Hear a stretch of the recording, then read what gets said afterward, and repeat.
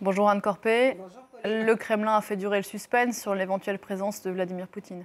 Oui, jusqu'au dernier moment, mais on a entendu ce spécialiste russe parler des insultes que Volodymyr Zelensky aurait proférées à l'encontre du président russe. Celui-ci n'est pas en reste. Il a toujours refusé de reconnaître la légitimité du président ukrainien qu'il a traité de pédophile, de nazi, de drogué, et j'en passe. Difficile dans ces conditions de s'asseoir à la même table que Volodymyr Zelensky, même si son refus risque d'irriter un peu Donald Trump, qui a renoncé donc dans la foulée de se rendre en Turquie. Le chef du Kremlin s'était lui-même placé dans une position délicate parce que c'est lui qui avait proposé ces discussions directes après que les Européens avaient lancé une sorte d'ultimatum en disant acceptez une trêve de 30 jours, sinon on lancera de nouvelles sanctions contre la Russie.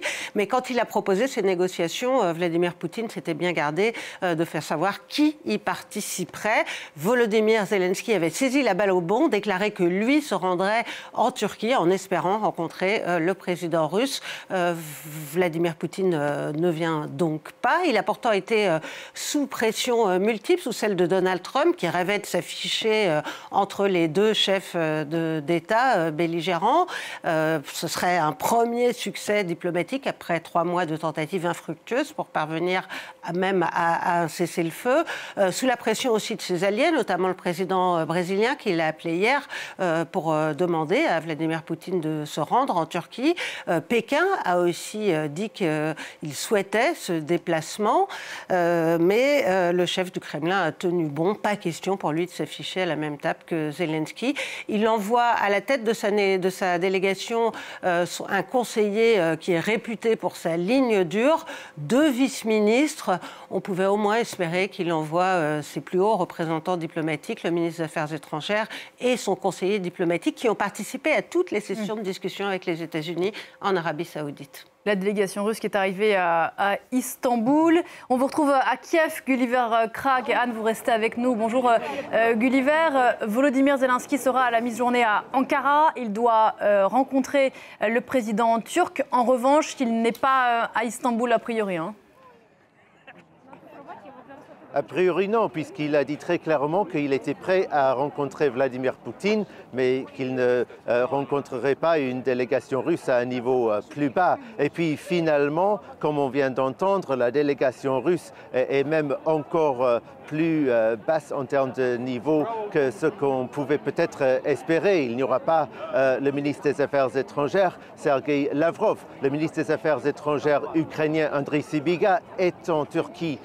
Lui aussi, il est à Antalya pour la réunion informelle des ministres de l'OTAN, des Affaires étrangères. Donc il a rencontré Marco Rubio, le secrétaire d'État américain. Il a rencontré aussi ses homologues britanniques, français, allemands. Mais a priori, je pense que lui aussi restera à Antalya parce que les Ukrainiens, et c'est ce que j'ai entendu chez des gens ici sur la place à qui j'ai pu parler ce matin, pensent qu'il faut tout de même respecter le protocole diplomatique et ne pas accepter de rencontrer une délégation russe qui serait à un niveau plus bas. Alors on ne sait pas qui est-ce que les Ukrainiens enverront à Istanbul pour rencontrer cette délégation russe. En tout cas, j'ai été plutôt surpris en parlant ce matin à des gens ici sur la place à Kiev.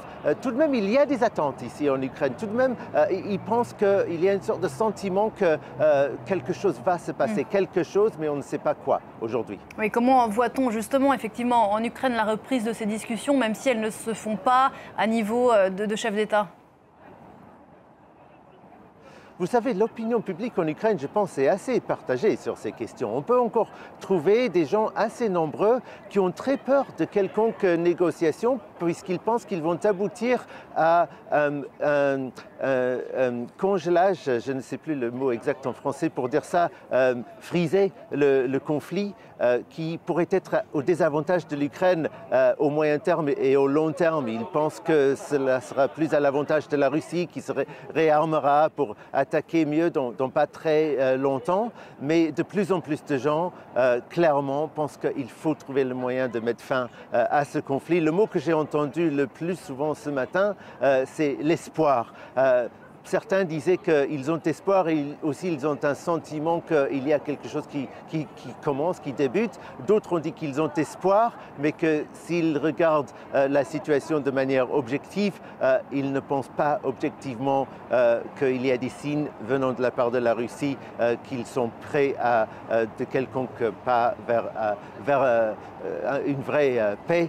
Et on voit bien cela dans la décision de Vladimir Poutine de ne pas envoyer les gens qu'il avait même envoyés en Arabie Saoudite pour les pourparlers avec les États-Unis. Difficile de ne pas interpréter cela comme un signe venant du Kremlin qu'ils ne veulent pas prendre ces pourparlers au sérieux. Gulliver Krag depuis Kiev, merci beaucoup Gulliver. Avec les images en direct que l'on voyait derrière vous, il se passe beaucoup de choses en Turquie aujourd'hui. Image d'Antalya où se tient une réunion des ministres des Affaires étrangères de l'OTAN. Anne Corpé, vous êtes avec nous pour revenir à ces discussions qui se tiennent aujourd'hui à Istanbul en Turquie entre délégations russes et ukrainiennes. Est-ce qu'on peut en attendre quelque chose ? Difficile d'imaginer une avancée majeure parce que sur le fond, les deux parties n'ont pas évolué depuis des mois sur leur position. Moscou veut conserver les territoires conquis par la force, exige une démilitarisation de l'Ukraine, exige que l'Ukraine renonce à intégrer l'Alliance Atlantique et refuse même que des troupes issues de pays membres de l'OTAN stationnent sur le sol ukrainien. De son côté, Kiev veut un cessez-le-feu assorti de garanties de sécurité solide pour prévenir toute nouvelle attaque russe et refuse de concéder la perte des territoires conquis par les Russes, des positions qui sont donc aux antipodes. Et en plus, le vice-ministre des Affaires étrangères, qui va participer aux discussions aujourd'hui, a souligné que son pays voulait absolument parler des sources premières du conflit, à savoir pour les Russes la question de l'élargissement de l'OTAN. Alors ce matin, le secrétaire d'État américain dit être impatient de voir des progrès, mais Marco Rubio a reconnu qu'il restait beaucoup de travail. Bon, ces discussions ont quand même une importance sur le plan symbolique. C'est la première fois depuis le printemps 2022 que Russes et Ukrainiens vont se parler. Les précédentes négociations avaient eu lieu également en Turquie. Elle s'était soldée par un échec. Vous avez parlé de la déception sans doute de Donald Trump qui ne pourra pas s'afficher entre Poutine et Zelensky. Déception aussi du président turc qui pensait jouer aujourd'hui un coup de maître. Oui, Recep Tayyip Erdogan a même parlé ces derniers jours de tournant historique pour qualifier la reprise de ces discussions directes. Le chef de l'État turc veut réactiver son rôle de médiateur. C'est l'un des rares qui parle à la fois à l'Ukraine et à la Russie.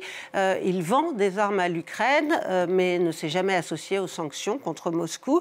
Le président turc avait déjà enregistré un beau succès diplomatique en début de semaine, puisqu'il a participé en ligne à la conversation entre Donald Trump et le président syrien. Il rêvait de s'afficher dans la foulée sur son propre sol, en compagnie de Donald Trump, de Vladimir Poutine et de Volodymyr Zelensky. Sur le plan intérieur, ça lui aurait permis de redorer son image, d'atténuer la crise politique qui couve depuis l'arrestation du maire d'Istanbul, une figure de l'opposition. Mais l'absence de Vladimir Poutine et de Donald Trump ne va pas tout à fait gâcher la fête. Le chef de l'État turc va recevoir Volodymyr Zelensky et le secrétaire d'État américain, Marco Rubio.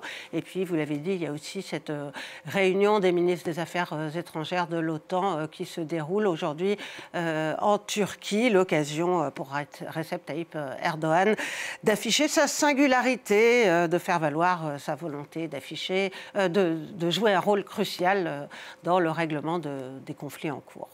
Merci beaucoup Anne.